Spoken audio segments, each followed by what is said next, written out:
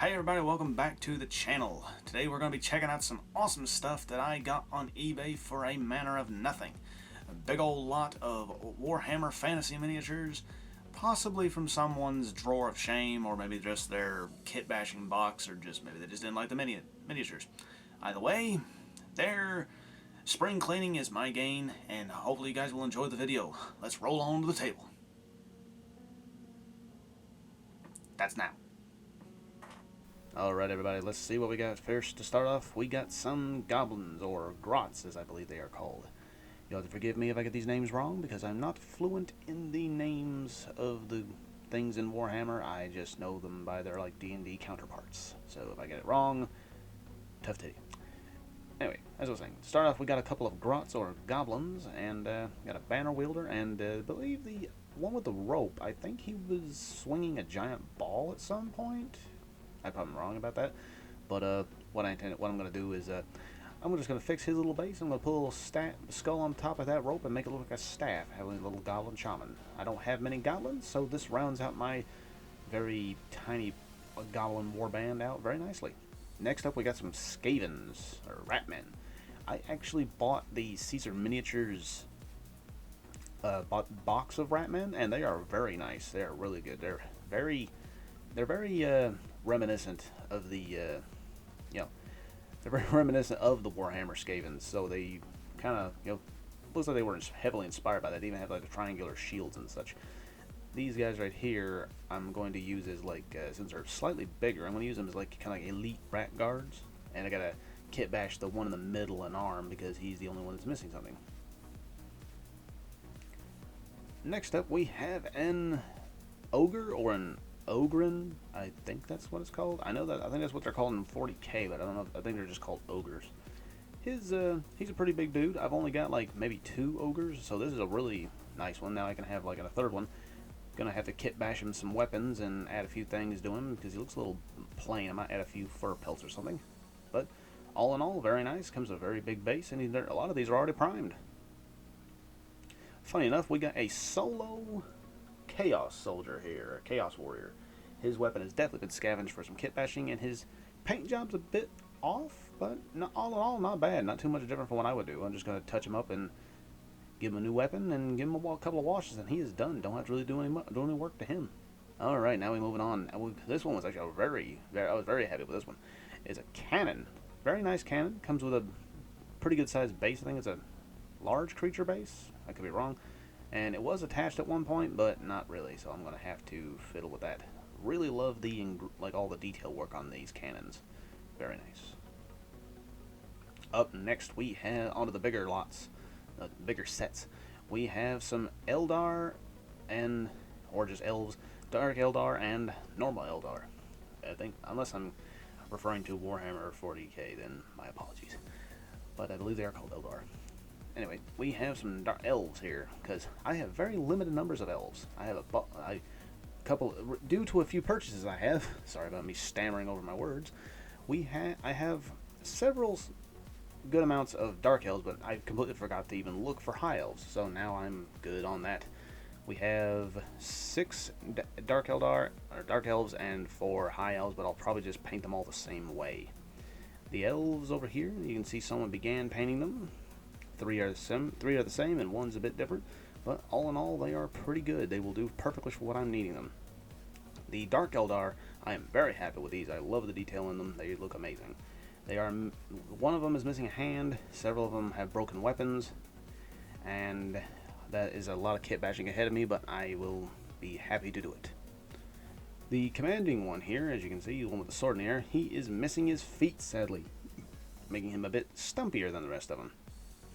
But he has an amazing set of detail on him. Few sprue parts to clean up, but nothing too overwhelming. And as an added bonus, there you go, we got some magnets on the bottom of these, and the Goblin Banner Wielder. They have magnets on the bases, which I did not realize this until one of them bounced across the floor and it stuck to the fridge, which was quite hilarious. But yeah, got some good magnets there. If I can remove them, they'll be good for crafting later.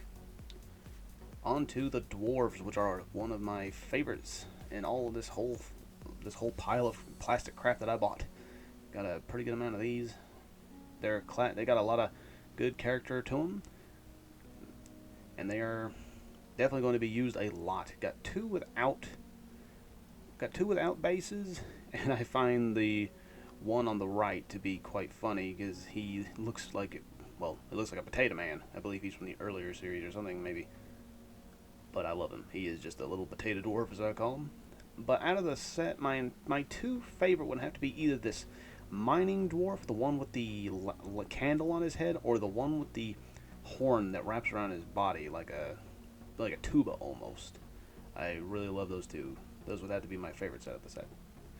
Now on to the humans, which we got a big crap ton of these, and I am very happy because these will do great for town guards that I can paint up to be different towns. We got some banner wielders here. The one in the middle has seen better days, but the two on the ends are intact except for the flags. I may knock their pole arms down to just axes and just make them axe wielding dudes.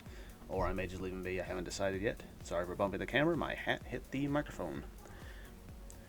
Got along with the banner wielding guy here, we have two others that are missing body parts. One's missing a head, and the other one's missing his arms. Seeing these three right here reminds me of my days working at Dollar General.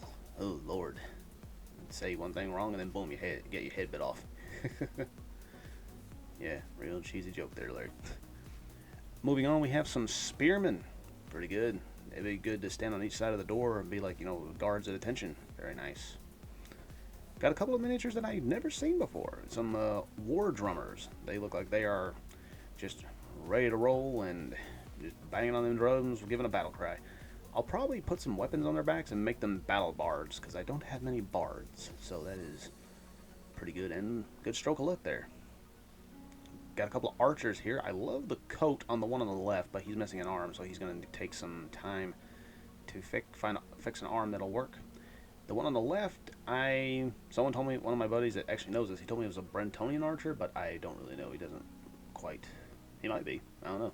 Like I said, I'm not fluent in Warhammer names, but he looks a little more like a villager than a soldier, so I may make him just a hunter for my townsfolk, but we'll see. Got some soldiers or some infantrymen looking really good. The one on the far right, he's got a pretty good paint job. Whoever sold me these, they started painting them, and they're pretty good at it. I hope they continue. The one next to the painted one, though, I really love him. He's got like a Sean Connery as Ramirez from Highlander thing going on. He's got a claymore, but he needs to be fixed. And finally, we're down to my favorite one of the humans.